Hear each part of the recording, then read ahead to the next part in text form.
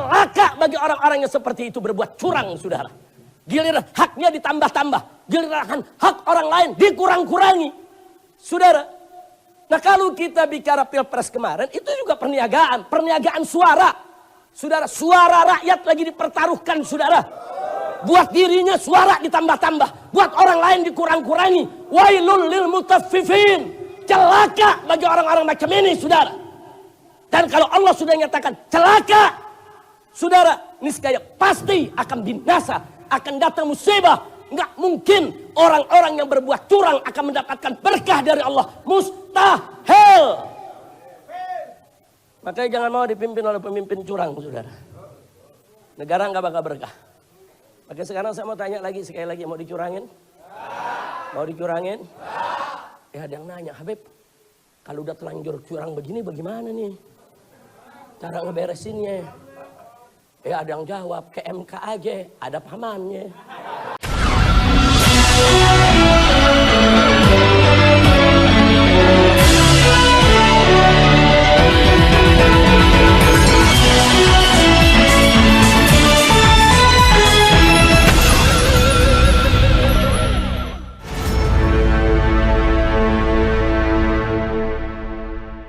Assalamualaikum warahmatullahi wabarakatuh. Apa kabar? Kembali berjumpa dengan saya Rusno Arif dari Forum News Network.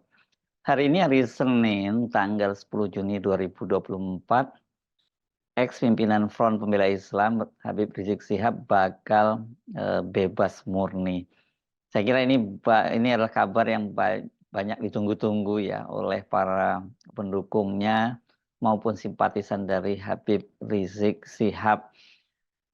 Kabar bahwa Habib Rizik Syihab itu akan bebas murni itu disampaikan oleh menantu Habib Rizik, yakni Habib Muhammad bin Hussein Alatas saat berlangsung aksi bela Palestina di Patung Kuda Monas, Jakarta hari Ahad kemarin tanggal 9 Juni 2024. Terakhir sebagai informasi, insya Allah besok hari Senin Imam Besar Al-Habib Muhammad Rizik bin Syihab sudah bebas dari masa tahanan. Namun Habib Muhammad tidak menjelaskan kapan Habib Rizik akan hadir ke aksi bela Palestina tersebut. Tetapi insya Allah aksi pertama yang akan kita adakan bersama dengan Imam Besar adalah aksi bela Palestina. Itu kata menantu dari Habib Rizik Syihab.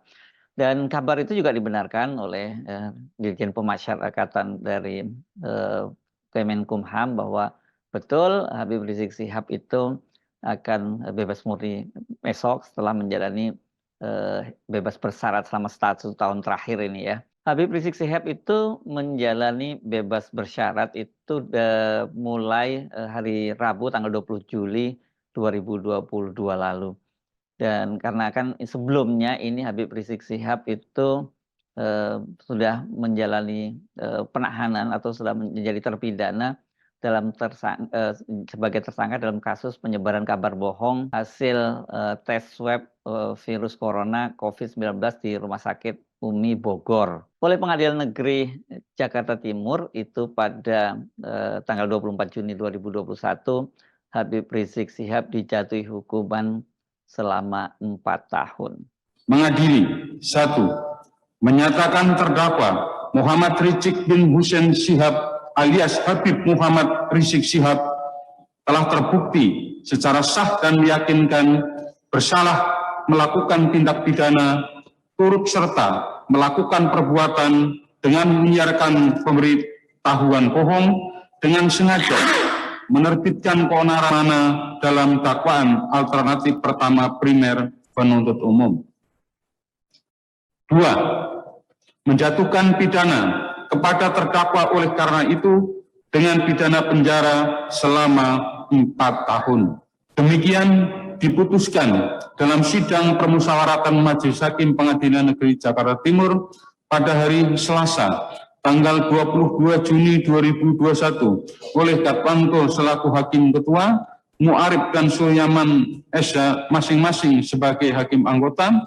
Putusan tersebut diucapkan dalam sidang yang terbuka untuk umum pada hari Kamis tanggal 24 Juni 2021 oleh Hakim Ketua tersebut dengan didampingi oleh hakim-hakim anggota tersebut dibantu oleh Yusuf Supriyatna Esa selaku panitera pengganti, serta dihadiri oleh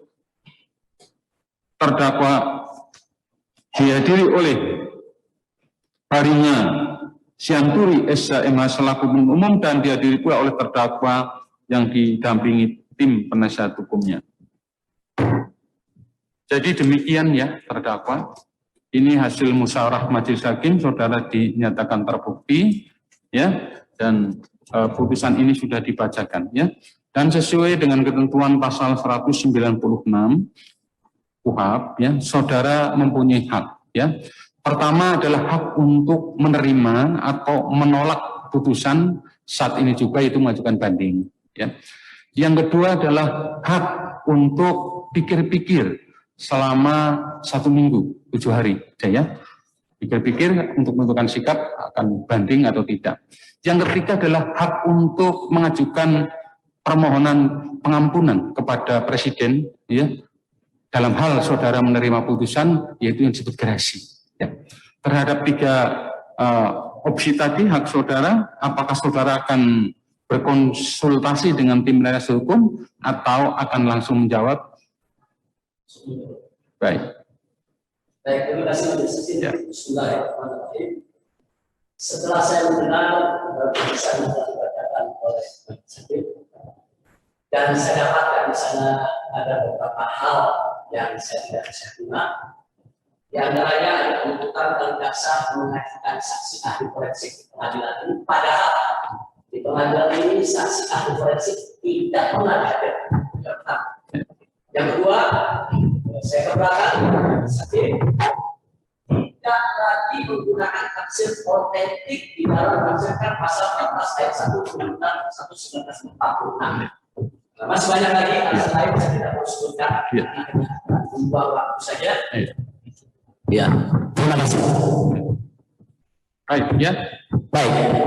Jadi dengan 2 alasan tadi yang saya sampaikan Majelis Hakim, dengan ini saya menolak putusan Majelis Hakim dan saya menyatakan banding. Nah, pada waktu itu seperti tadi disebutkan juga Habib Rizik Syihab itu langsung banding. Nah, ketika banding di Pengadilan Tinggi Negeri Jakarta, Pengadilan Tinggi Negeri Jakarta itu menguatkan hukuman dari Habib Rizik Syihab tetap menjadi 4 tahun. Tetapi ketika kemudian diajukan kasasi ke Mahkamah Agung memotongnya vonisnya menjadi hanya 2 tahun saja. Selain kasus swab di UMI yang disebutkan sebagai kabar bohong, padahal dia waktu itu dia menyatakan bahwa dia waktu itu sehat, ya itu bukan berarti dia bohong sesungguhnya kan gitu.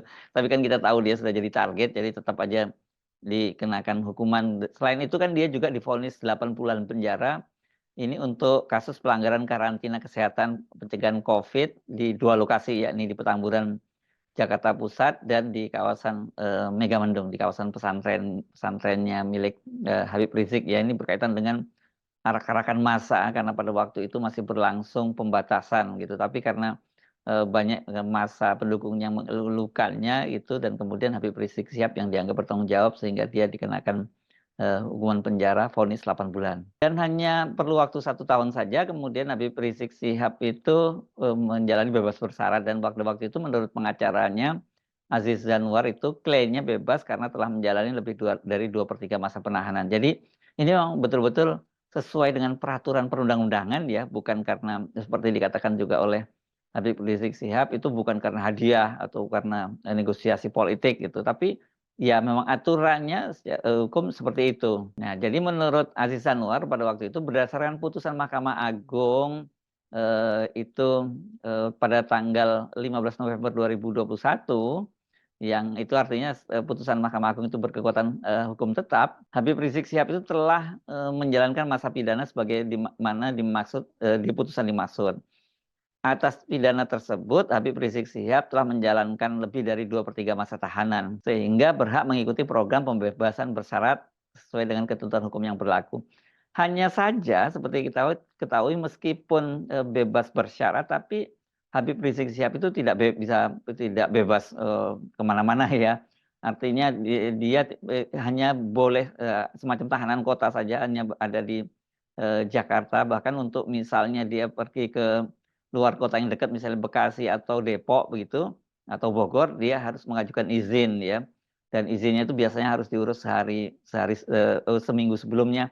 Seperti yang terjadi ketika waktu itu masih almarhumah istrinya, Nyonya Fadlun, pada waktu itu sakit dan perlu berobat misalnya membutuhkan udara yang lebih enak ke kawasan Sentul, itu Habib Rizik Syihab juga mengajukan izin untuk mendapatkan izin, dan dia mengaku beberapa kali mendapatkan izin untuk melakukan itu. Di luar itu dia tidak boleh.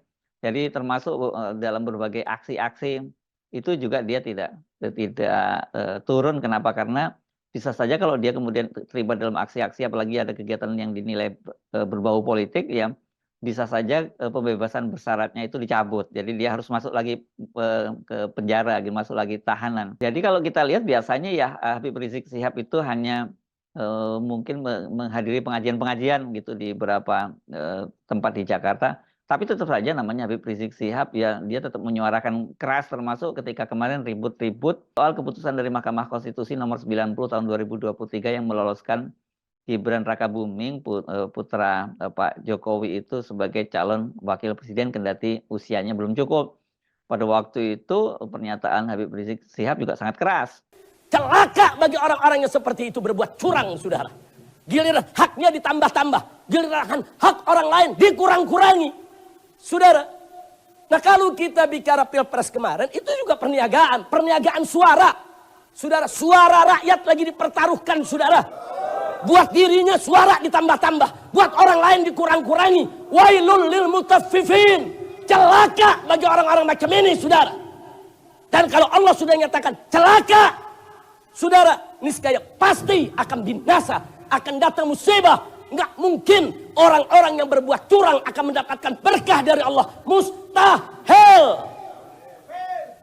Makanya jangan mau dipimpin oleh pemimpin curang, saudara. Negara nggak bakal berkah. Makanya sekarang saya mau tanya lagi, sekali lagi, mau dicurangin? Mau dicurangin? Ya ada yang nanya, Habib, kalau udah telanjur curang begini bagaimana nih cara ngeberesinnya? Ya ada yang jawab, ke MK aja, ada pamannya. Pusing gitu. Iya, kalau ke MK ada siapa? Ada pamannya. Kita bukan nuduh, tapi emang udah fakta kan kemarin. Belum cukup umur dia lewatin. Terus sekarang kita disuruh percaya. Ini dia, sorry ya. Tuh Habib Hanif punya tuh, sorry ya. Kira-kira jelas gak? Percaya sama MK? Percaya gak? Percaya gak? Nah, terus gimana ngeberesinnya? Lu main perang-perang lagi lu. Lu provokator kali lu. Ayo gimana Beb? MK ada pamannya. Saudara. Nah sekarang bagaimana caranya? Ada saudara. Kita selesaikan saudara di mejanya para wakil rakyat. Yaitu DPR saudara. DPR itu kan wakil rakyat. Mereka bisa gelar sidang rakyat saudara. Apa namanya? Ada interpelasi, ada angket. Saudara panggil itu semua yang terlibat dalam kecurangan. Presidennya saudara panggil. Semua penyelenggara Pilpres panggil.